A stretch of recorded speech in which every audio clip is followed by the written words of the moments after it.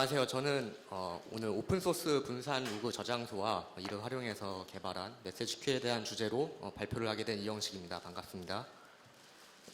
네, 간단히 자기소개를 드리고 넘어가면 저는 1년 전에 카카오 클라우드 플랫폼 팀 분산 기술셀에 합류를 하게 되었고요. 지금은 오늘 소개해드릴 분산 로그 저장소 바로그를 활용해서 코프라는 메시지 큐를 개발을 하고 있습니다.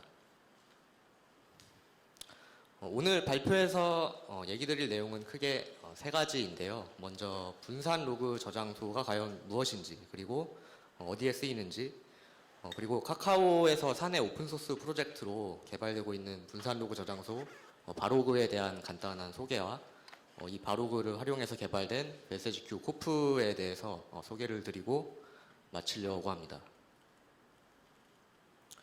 네, 본론으로 이제 들어가서 먼저 분산 로그 저장소가 무엇인지 먼저 얘기를 해보려고 합니다. 그러려면 이제 로그에 대한 얘기를 먼저 하면 좋을 것 같은데요. 이제 흔히 로그 하면은 왼쪽에 보이는 어플리케이션 로그를 떠올리시겠지만, 사실 로그의 정의를 보면은 시간 순서대로 연속으로 기록되는 모든 데이터들은 로그라고 볼 수가 있습니다. 이 로그는 디버깅을 위해서 보는 어플리케이션 로그 말고도 여러 시스템에서 장애가 발생했을 때 상태를 복구를 하거나 상태를 동기화하는데 사용이 되고 있습니다. 왼쪽의 예시처럼 이제 데이터베이스 같은 단일 시스템에서 장애가 발생했을 때 복구를 이 로그를 사용을 하게 되는데요. 이 라이트 어헤드 로깅이라고 이제 흔히 왈이라고 불리는 방식을 사용하는데, 왈을 간단히 설명을 드리면 어떤 명령을 먼저 실행하기 전에 로그부터 남기고 명령을 실행한 방식입니다. 왈을 이용한 복구 과정을 또 간단히 설명을 드리면, 데이터베이스가 전원이 나간다던가 하는 문제로 다운이 되면은 왼쪽의 그림처럼 먼저 확실히 롤백이 가능한 체크포인트 상태로 복구를 하게 됩니다. 그리고 이제 while 로그를 참고를 해서 체크포인트 시점 이후의 명령어들을 로그가 적힌 순서대로 실행을 해서 그 장애가 발생하기 직전의 상태로 복구를 할 수 있게 됩니다.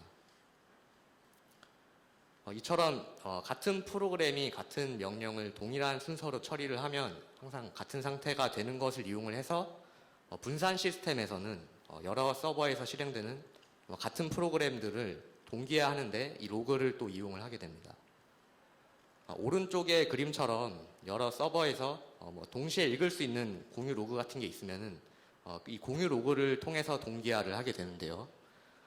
공유 로그에 적힌 명령들이 이렇게 적혀 있을 때 그것들을 순서대로 읽어서 그대로 실행을 하게 되고, 그러면 이제 여러 서버에 있는 같은 프로그램들이 모두 같은 상태가 되는 방식으로 동기화를 하고, 이거를 이제 스테이트 머신 애플리케이션이라고 부릅니다.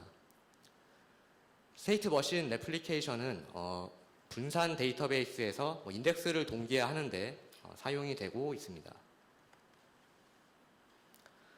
분산 로그 저장소는 방금 설명드린 스테이트 머신 애플리케이션을 위한 공유 로그를 쓰고 읽을 수 있도록 저장을 해주는 저장소라고 보시면 될 것 같고요. 이 로그 저장소 앞에 분산이라는 단어가 붙기 때문에 로그를 한 서버에 저장을 하는 게 아니라 여러 서버에 나눠서 저장을 하는 시스템이라고 보시면 될 것 같습니다. 분산 로그 저장소를 방금 설명드린 스테이트 머신 애플리케이션을 위한 공유 로그로 쓸 수도 있지만 단순하게 어플리케이션 로그를 저장하는 데 쓸 수도 있고요. 발표 뒷부분에 설명을 드릴 메시지 큐로 사용을 할 수도 있고, 방금 설명드린 왈로그를 남기는 데 사용을 하거나 분산 트랜잭션 등에 사용이 가능합니다. 네, 지금까지 분산 로그 저장소에 대해서 간단히 설명을 드렸는데, 그러면 이 카카오에서 사내 오픈소스 프로젝트로 이 분산 로그 저장소를 구현한 바로그라는 프로젝트에 대해 설명을 드리도록 하겠습니다. 네, 바로그는 지금 보이시는 간단한 API로 사용이 가능하다는 특징이 있는 분산 로그 저장소이고요. 핵심적인 API들을 간단히 설명을 드리면은 먼저 append라는 API는 로그를 로그 저장소에 추가를 하는 API라고 보시면 되겠습니다. 로그를 append가 성공을 하면은 로그 저장소의 로그가 몇 번째 순서로 저장이 되어 있는지 응답을 해주고요. 두 번째로 이제 subscribe는 로그 저장소에서 로그를 읽어갈 때 사용을 하는데 읽어갈 로그의 순서의 시작과 끝을 범위로 알려주면은 해당 범위의 로그들을 읽어가는 API라고 보면 되겠습니다. 그리고 마지막으로 트림은 어떤 로그와 그보다 오래된 로그들을 저장소에서 삭제를 할 때 사용하는 API로 보시면 될 것 같습니다. 이렇게 사용자는 바로그를 이 세 가지 API만 알면 쉽게 사용을 할 수가 있습니다. 바로그는 이제 크게 세 가지 컴포넌트로 구성이 되어 있는데요. 모두 이제 클라우드 네이티브 환경에서 실행이 가능하고, 첫 번째 컴포넌트는 이제 스토리지 노드라고 로그들이 분산돼서 저장이 된다고 제가 말씀을 드렸는데 이 스토리지 노드들에 나눠서 저장이 되게 됩니다. 그리고 클라이언트들이 방금 제가 설명드린 API를 이용을 해서 이 스토리지 노드에 요청을 하게 되고요. 두 번째 컴포넌트는 이 스토리지 노드들에 저장되는 로그들의 일관된 순서라고 제가 써놨는데 일관된 순서를 매겨주는 컴포넌트입니다.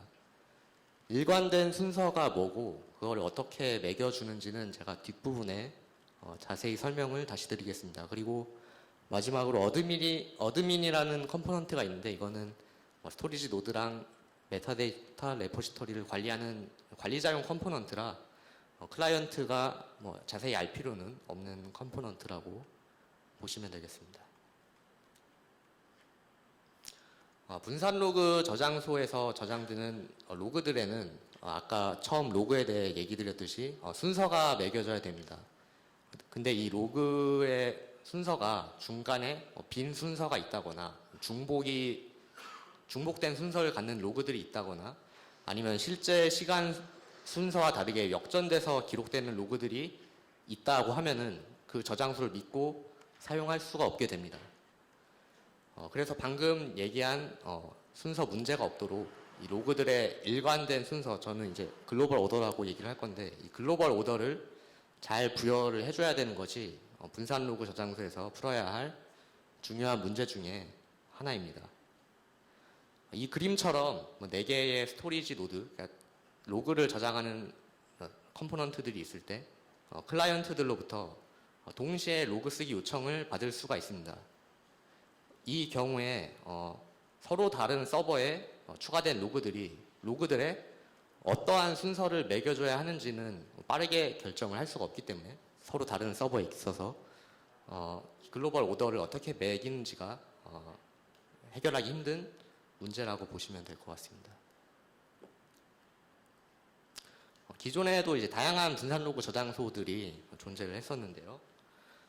기존의 분산 로그 저장소들은 이 글로벌 오더를 시퀀서라는 로그 순서 관리자를 중간에 하나 둬서 해결을 했습니다. 이 시퀀서를 사용하는 방식도 또 여러 가지가 있는데 차례대로 설명을 드려보겠습니다.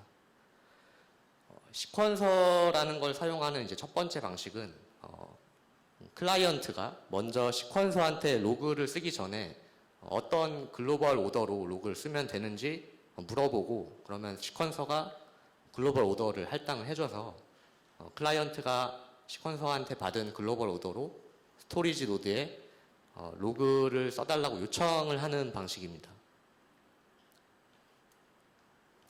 네, 그렇지만 방금 설명드린 방식은 이제 클라이언트가 시퀀서한테 받은 글로벌 오더를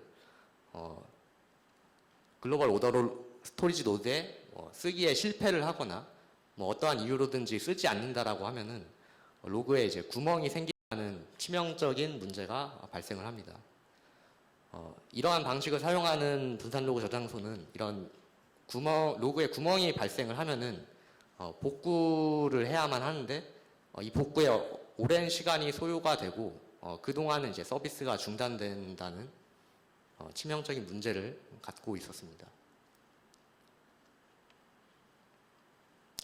이 시퀀서를 사용하는 두 번째 방식은 클라이언트가 스토리지 노드의 로그를 직접 쓰지 않고 시퀀서한테 로그를 전달해 줘서 시퀀서가 자신이 관리하는 글로벌 오더로 스토리지 노드의 로그를 대신 써주는 방식입니다. 이 두 번째 방식의 경우에는 로그 쓰기에 실패를 해도 시퀀서가 쓰기에 실패한 글로벌 오더를 재활용하면 그만이기 때문에 로그에 구멍이 생기는 첫 번째 방식의 문제는 해결이 되게 됩니다. 그렇지만 시퀀서가 모든 클라이언트들의 로그 쓰기를 도맡아 해야 되기 때문에 이 시퀀서가 로그 쓰기 성능에 병목이 되는 더 큰 문제가 발생을 하게 됩니다. 네, 방금 설명드린 대로 이 시퀀서를 이용한 방식은 여러 가지 한계점들이 존재를 했는데요. 이런 문제를 극복을 하기 위해서 2020년에 스카로그라는 논문을 통해서 새롭게 글로벌 오더를 매기는 방식이 제안이 되었습니다.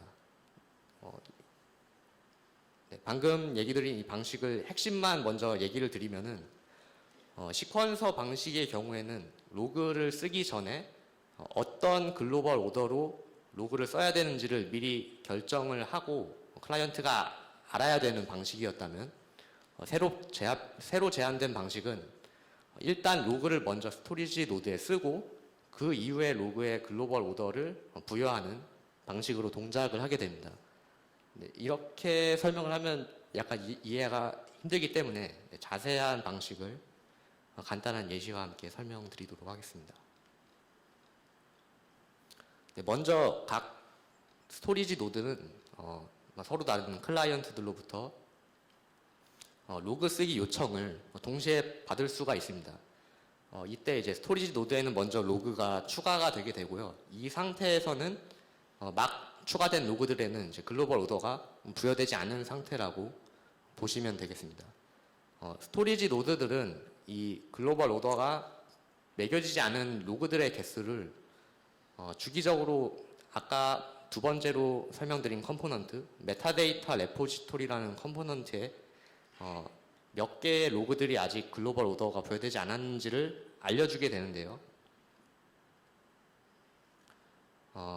각 스토리지 노드들로부터 몇 개의 로그들이 아직 글로벌 오더가 없는지 정보를 이제 리포트 받은 메타데이터 레포지토리가 이 정보들을 다 취합을 해서 로그 개수 정보만을 이용을 해서 아직 글로벌 오더가 없는 로그들에 글로벌 오더를 부여해주고 스토리지 노드들에게 응답을 해주게 됩니다. 네, 방금 설명드린 방식은 이제 시퀀서 방식과는 다르게 로그 쓰기에 실패를 해도 아직 글로벌 오더가 부여되지 않은 상태이기 때문에 로그에 구멍이 생기는 문제가 발생을 하지 않고 클라이언트가 각자 원하는 스토리지 노드의 로그를 나눠서 쓰기 요청을 하기 때문에 아까 두 번째 설명드렸던 방식처럼 시퀀서라는 쓰기 성능 병목도 존재하지 않는 장점이 있습니다. 네, 저희도 이제 바로그를 구현을 할 때 이 글로벌 오더를 어떻게 해결해야 될지 여러 가지 사례들을 참고를 해봤는데요. 첫 번째로 설명드렸던 방식은 이제 VM웨어에서 연구된 코르프라는 분산 로그 저장소의 방식이었고, 두 번째로 설명드렸던 방식은 페이스북에서 개발된 로그 디바이스라는 분산 로그 저장소의 방식이었습니다. 그리고 마지막으로 설명드렸던 게 스카로그라는 논문에서 제안된 방식인데, 저희는 이 세 가지를 다 비교해 본 끝에 시퀀서에 문제가 없는 스카로그 방식으로 글로벌 오더를 구현을 하게 되었습니다. 네, 지금까지는 이제 분산 로그 저장소 바로그에서 글로벌 오더라는 문제를 어떻게 해결을 했는지 간단하게 설명을 드렸고요. 다음은 이 바로그를 활용해서 개발한 메시지 큐, 카프카 온 바로그라고 코프라는 메시지 큐에 대해 간단히 소개를 해드리도록 하겠습니다. 이 코프는 바로그의 기능과 성능에 문제가 없는지 확인해 보려는 용도로 시작된 프로젝트이고요. 바로그를 메시지 큐로서 활용한 프로젝트입니다. 메시지 큐는 이제 간단히 설명을 드리면 메시지를 순서대로 보관하는 단순한 버퍼라고 볼 수가 있는데요. 이 트래픽을 받아서 메시지 큐에 메시지를 만들어서 넣는 퍼블리셔라는 쪽이 있고, 이 메시지 큐에 들어간 메시지를 읽어서 따로 처리를 하는 서브스크라이버로 나눠서 메시지 큐를 사용하게 됩니다. 주로 어떤 요청을 비동기로 처리를 하는데 메시지 큐가 사용이 되게 되고요. 이 메시지 큐의 장점에 대해 또 설명을 드리면, 메시지 큐는 순간적으로 과도한 트래픽이 들어와서 메시지를 갑자기 많이 처리를 해야 할 때 이 메시지 큐가 땜같이 시간을 벌어주는 역할을 하게 되고, 이러한 상황에서 서브스크라이버 쪽 에이전트 수를 늘려서 메시지를 빠르게 나눠서 처리를 하도록 만들어서 과도한 트래픽에 탄력적으로 대응을 할 수 있다는 장점을 가지고 있습니다. 코프는 메시지 큐 중에서 가장 흔하게 사용되는 아파치 카프카라는 클라이언트의 호환이 가능하도록 코프를 구현을 해봤는데요. 이 호환이 되도록 만들기 위해서 카프카 레이어라는 것을 구현을 하였습니다. 기존에 카프카를 사용했던 서비스나 서드파티 프로그램들을 쉽게 코프로도 사용할 수 있도록 하기 위해서였고요.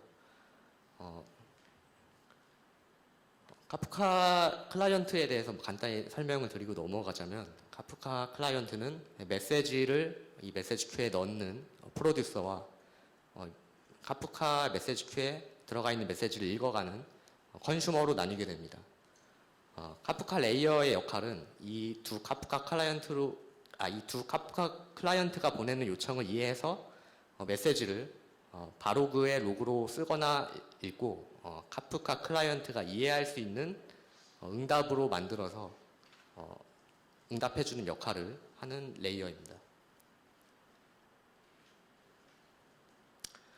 코프는 총 3가지 컴포넌트로 구성이 되어 있고요. 역시 클라우드 네이티브 방식으로 실행이 가능합니다. 첫 번째로 이제 브로커 프록시라는 컴포넌트는 방금 설명드린 카프카 레이어를 처리해주는 역할을 맡고 있고, 두 번째로는 이제 어드민이라고 아까 바로그의 어드민처럼 비슷하게 브로커 프록시를 관리해주는 역할을 맡고 있습니다.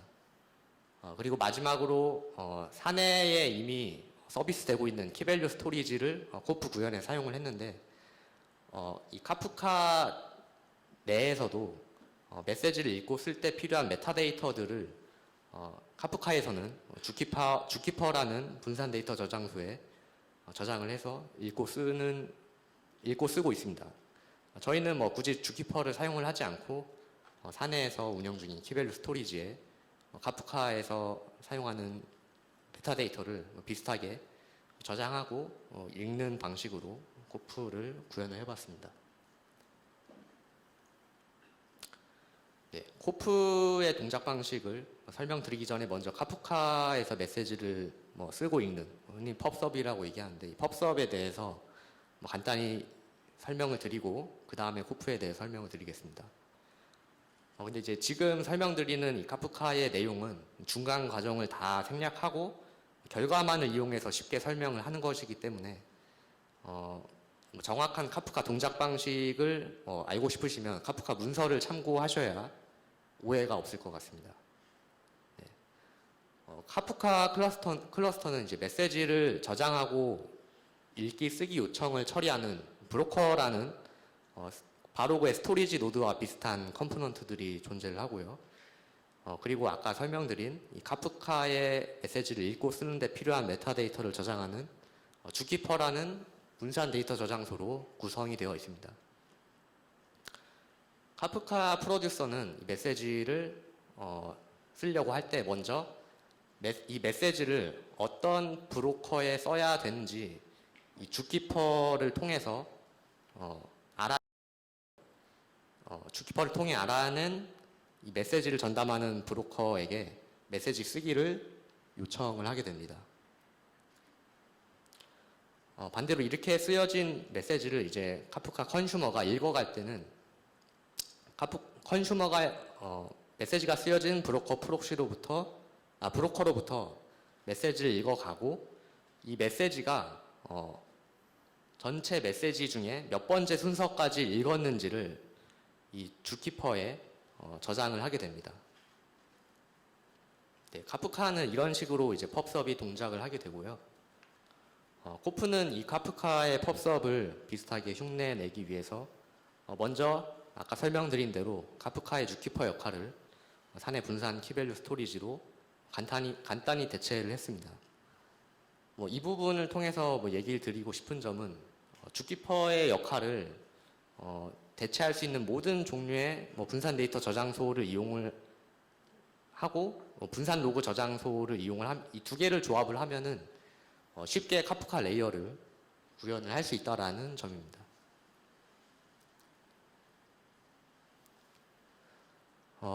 사내 키밸류 스토리지랑 분산 로그 저장소 바록을 이용해서 만든 코프의 이제 카프카 펍섭을 어떻게 하는지 다시 설명을 드리려고 하는데요. 먼저 이제 카프카의 프로듀서가 코프의 메시지를 쓰려고 하면은 먼저 사내 키밸류 스토리지에서 자신이 쓰려고 하는 메시지를 어떤 코프의 브로커 프록시한테 요청을 하면 되는지 주키퍼를 통해 알아내는 것처럼 비슷하게 알아내게 됩니다. 그리고 해당 브로커 프록시한테 이제 메시지 쓰기를 요청을 하는데 요청을 받은 브로커 프록시는 이 메시지를 바로그에 어펜드를 이용을 해서 남기게 됩니다. 반대로 이렇게 쓰여진 메시지를 이제 코프를 통해서 읽어갈 때는 카프카 컨슈머가 코프의 브로커 프록시의 데이터 읽기를 요청을 하고 브로커 프록시는 바로그에서 로그를 읽어서 응답을 해주고 카프카 컨슈머는 자신이 몇 번째 메시지를 읽었는지를 사내 키밸류 스토리지에 기록을 하게 됩니다. 네, 저희는 이제 바로그와 사내 키밸류 스토리지로 간단히 구현한 메시지 큐 코프가 실제 카프카와 동일하게 동작을 하는지 테스트를 해보았는데요. 먼저 ELK를 이용해서 모니터링을 하는 사내 서비스 중에 로그를 카프카 플러그인을 이용하는 로그 스테이지로 엘라스틱서치에 카프카와 코프라는 메시지 큐 두 개를 모두 이용해서 로그를 두 벌로 기록하도록 구성을 해봤습니다. 그리고 카프카와 코프를 통해서 엘라스틱서치에 기록된 로그들이 정말로 동일한 순서로 기록이 되는지 빠진 로그는 없는지 확인하는 방식으로 코프와 바로그가 정말 정상적으로 동작을 하는지 확인을 했는데요. 오랜 시간 테스트를 진행을 했으나 두 로그가 모두 정확히 같은 순서로 기록되는 것을 확인하는 것으로 바로그와 코프가 정상적으로 동작하는 것을 확인을 했습니다.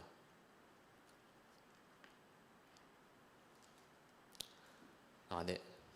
지금까지 분산 로그 저장소 바로그와 바로그를 활용해서 만든 메시지 큐 코프로 코프에 대해 간단한 소개를 드렸는데요. 저희는 이제 클라우드 네이티브 방식으로 개발되는 분산 시스템들이 늘어나면 분산 로그 저장소에 대한 필요가 좀 더 늘어나지 않을까 싶어서 바로그를 소개를 하게 되었고요. 혹시라도 이 분산 로그 저장소를 이용해서 어떤 서비스를 계획을 하고 있다거나 오늘 발표로 바로그에 대한 흥미가 생기신 분들이 혹시 계시다면 바로그에 대한 컨트리뷰션 역시 환영을 하고 있습니다. 네, 오늘 준비한 내용은 여기까지고요. 네, 들어주셔서 감사드립니다.